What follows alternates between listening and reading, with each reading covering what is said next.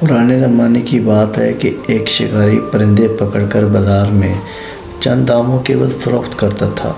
ایک دن اس بازار میں ایک نیک دل آدمی کا گزر ہوا تو اس نے سوچا کہ ان آزاد پرندوں کو قید کرنا تو بہت بڑا گناہ ہے، اس لیے ان پرندوں کو آزاد کرنے کا سوچا اور شکاری سے سارے پرندے خرید لیے۔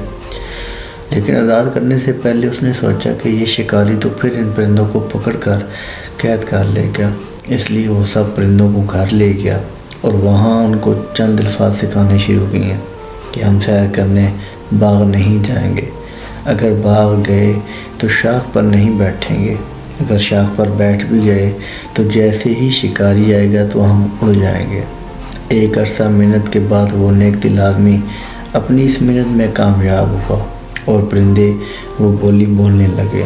نیک دل آدمی بہت خوش ہوا کہ وہ اپنے مقصد میں کامیاب ہوا۔ اس نے ایک ایک کر کے سارے پرندے آزاد کر دیے۔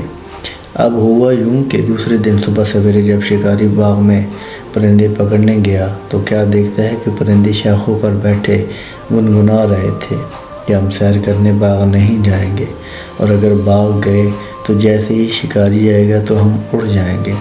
شکاری یہ دیکھ کر بہت خوش ہوا کہ اب تو ان پرندوں کی وہ منہ مانگی قیمت وصول کر سکے گا، اور یوں اس نے وہ سارے پرندے پکڑ کر مہنگے داموں فروخت کرنے شروع کر دیے۔ کیونکہ پرندوں نے تو صرف الفاظ رٹے تھے، ان کو کیا معلوم کہ باغ کیا چیز ہے، شاخ کیا ہوتی ہے، اور شکاری کس بلا کا نام ہوتا ہے، اور اڑنا کسے کہتے ہیں۔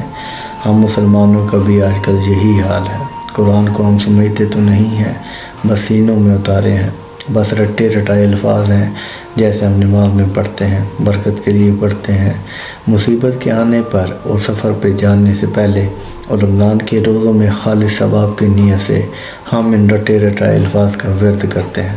ان پرندوں کی طرح ہمیں بھی قانون کی اس کتاب کی سمجھ نہیں کہ اللہ تعالیٰ نے اس میں ہم سے کیا مطالبات کیے ہیں، کون سے احکامات دیے ہیں، کن چیزوں سے روکا ہے، کامیابی کے رموز کیا ہیں، خسارے کا راستہ کون سا ہے، ہمارا دوست کون ہے، ہمارا دشمن کون ہے۔ جب یہی حال ہوگا تو شکاری یعنی کہ باطل قوتیں ہمیں دیکھ کر خوش بھی ہوگی اور غلام بھی بنائیں گی۔